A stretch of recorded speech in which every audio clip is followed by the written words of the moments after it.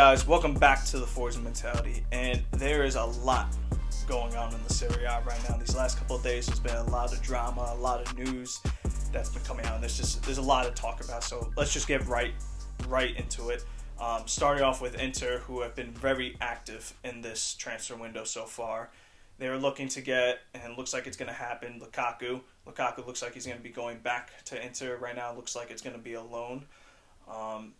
And it's good for the league, and it's going to be interesting to see how Lukaku bounces back. He left Inter to go to Chelsea, which apparently was his dream club. Obviously, that didn't work out. Now he wants to go back to Inter, which this is also his dream club. So, I don't know. I feel like with Lukaku, like, he has this, like, issue with, like, it's almost like a cycle, you know. He joins a club, right? Gains his confidence, goes to another club, and then he's at this all-time high. He gets a little cocky, he gets a little, you know.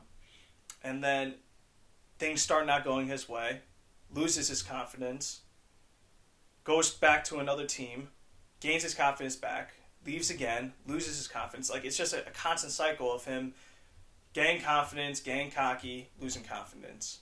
You know, and it just keeps happening and happening again. So it's going to be interesting to see how he bounces back. But Inter have also got Mkhitaryan, and they also look to get Bellanova from Calgary. And there's some really good transfers, and they are looking to, you know, bounce back after not winning the Scudetto this season.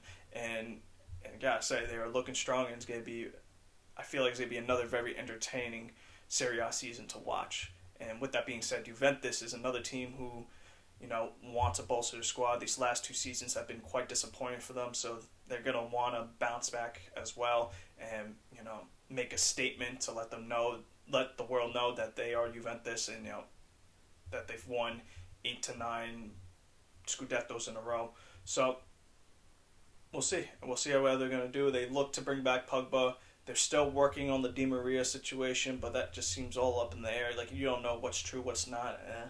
I'm not going to believe it until it actually happens, but getting Pogba back, I feel, is going to be a great thing. And Dusan Vlahovic, I'm very excited to see what he's going to bring to the league and bring to Juventus and, you know, do for next season. So, all things to look at, all things to be excited for.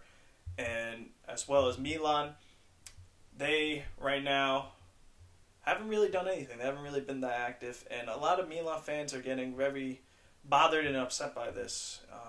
I've been seeing all kinds of things on Twitter. And I'm just here to say, everyone, calm down. Relax. It's okay. Milan are just coming off winning Scudetto. This is a happy moment. Be happy. There's still so much summer left. There's so much time for Milan to get whoever they want. All right? People are upset that Milan have a chance of missing out on Renato Sanchez. Whatever. They'll find someone else. They'll be okay. They'll be just fine. And that's not even a position that is even a big concern right now. The center attacking mid, right winger position for me, is the number one priority. And the striker position may be adding someone else to that. All right. It does look like Milan are getting Origi, which I really do not understand, to be honest. I've seen some Milan fans excited, happy about this move, but it just doesn't make sense to me. I don't see why we're going from players like Origi and having him as... If anything, I would love to see Milan go for a player like Scamacca. I feel like Scamacca would be great for Milan and would grow beautifully with Milan, especially with Zlatan being the player that looks after him and teaches him. And, you know, if he's going to learn from anyone, Zlatan would be the number one player to learn from because they're very similar in styles of play. So I would like to see Scamacca go to Milan. Right now, PSG are looking at him. So, and I think they're offering like 30 or so million. And I feel like Scamacca doesn't go for any more than maybe 25, 30 million. Right now, Sassuolo is asking for like 60 million, something ridiculous like that. I do not think that Scamacca is a 60 million player. I feel you get Scamacca under the right conditions, the right price, and all of that. But I would like to see one of the two Milan get, Raspadori or Scamacca. I would like to see Milan get one of the two. But another interesting topic to talk about is Dybala and what's going on with him. It seemed destined that he was going to go to Inter and he was going to be at Inter. And then the Lukaku situation happened. And now it's not so sure anymore because they're going to give Lukaku what he wants, and by that point they have Lukaku and Martinez, and where does Dybala fit in that lineup? And right now, said from yesterday that talks between Dybala and Inter have been paused. Now, where does Dybala go at this point? There's no really big top club that's looking to get him or at least pay the salary that he wants.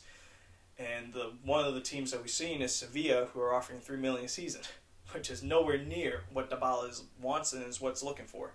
So it's going to be interesting to see. I would like to see Dybala be at Milan. It looks like Milan are looking at him, but kind of like in the back, kind of just seeing what happens with that and being able to, jump in at the moment where, Dybala really does have a choice and will accept what he could get. And in that case, if you're looking at top clubs, Champions League football, a decent pay, Milan's going to be that club for him to go to. But if he doesn't end up at Milan, we'd love to see him still be in the league. I could see him maybe going into a team like Roma, who just lost Mkhitaryan, so that could be a good replacement. Or maybe even Napoli. See him at Napoli and see how he performs there, and does there. I think he would make a great impact there, and I think he would do a great job overall over there. So it's very interesting. It's very interesting to see. And something else that's very interesting is Calhanoglu is talking a lot of smack, specifically aiming it at Zlatan. Now, he said some things about Milan and how, he's played for Milan for 4 years. No one chanted his name. He's warming up with Inter and they chant his name. Calhanoglu, first of all, you really didn't do anything. Up until the last season, you really did nothing for Milan, though. You didn't really do anything significant. You didn't give the fans a reason to really chant your name. They're chanting your name now, not in the way that you want, but that you didn't give them any reason to really chant their name or to be excited about you. You didn't really do anything for the first couple of seasons. That's number one. Number two, you even shout out your coach, blaming the coach for the reason why you guys lost against Milan in the derby 2-1. Saying when you guys got subbed out, you and Perisic got subbed out, that's when everything changed and that's when you guys lost. If you guys were still in, that would have never happened. And believe it or not, actually, I kind of agree with you with that. It's not really good to talk about, coaches and their substitutions because you don't know what's going on inside the club. But I do, subbing out Perisic, I don't really care if you subbed you, but subbing out Perisic, one of your better players on the field, I didn't think it was a good idea. I mean, I seen Inzaghi do this before when he was at Lazio playing Milan. They were beating Milan. They had control of the game. They subbed out Mobile and Carrera, and then they had no attack, and then Milan took over the game and then won. So Inzaghi has done this before, but whatever. But now he talks about Zlatan, and he talks about how, hey, Zlatan's 40. Why is he behaving the way that he is? He's not 18 anymore. It just looks odd. That Zlatan, he just wants to be the center of attention. That why is Zlatan getting praise? He didn't do anything to really, wasn't really that involved in the reasons of why Milan won the Scudetto, and he can't be any more wrong by that statement than he is. All right, whatever. Zlatan's personality, that's his personality, first of all. And no, I'm not even going to start with that. First of all, Zlatan did contribute to the reasons of why Milan won the Scudetto. Behind the scenes and on the field. That's all they talked about was behind the scenes, how Zlatan was and how much he pushed and got that team going. The type of mentality that he instilled into that team to go in, game out, taking one game at a time, and ultimately winning the Scudetto. That's number one. Number two, both of Zlatan's performances against Roma, that didn't contribute to his Scudetto. We don't win those games. We don't win the Scudetto. His latest one, getting the assist to Tonali against Lazio, winning that game last minute 2-1. Milan don't win that game. Milan don't win the Scudetto. What are you talking about? He didn't contribute to winning the Scudetto. There are vital goals, vital assists that Zlatan gave that ultimately won Milan the Scudetto. What are you talking about? And what makes it even worse is Calhanoglu. Understand who you're talking about. Understand who you're talking to. You're talking about Zlatan? You're talking about Zlatan and how he is and what he's doing. You kidding me? At 28, you've won a Coppa Italia. That is it. 28, you've won a Coppa Italia. That is it, Calhanoglu. Zlatan, at 28, has won 3 Scudettos, a FIFA Club World Cup with Barca. He's won La Liga. He's won a UEFA Super Cup with Barca. He's won a Spanish Super Cup with Barca. He's won the Dutch League twice. He's won the Dutch Cup. He's won the Dutch Super Cup. Like, look at all he's won. He's won a total of 3, 4, 5, 6, 7, 9, 10, 11. By 28, he's won at least 11 trophies. 11 trophies. You've won 1, Calhanoglu. And on top of that, since 28, he's won even more. From his 30s on, he scored more and he won more. And I'm sorry, nobody, not a single player, is going to be doing what Zlatan's doing at the age of 40. No player is going to a club like Milan, who are in the mud, getting them out of the mud, and then putting on the performances that he's putting on. No one's doing it. Charlie, you have no right to speak. You have no right to say nothing. And your words, especially about your coach, no. Maybe you took that personal, man. With Mkhitaryan and possibly Dybala coming in, I would be worried about my position even being taken. Charlie, you have no right to say nothing.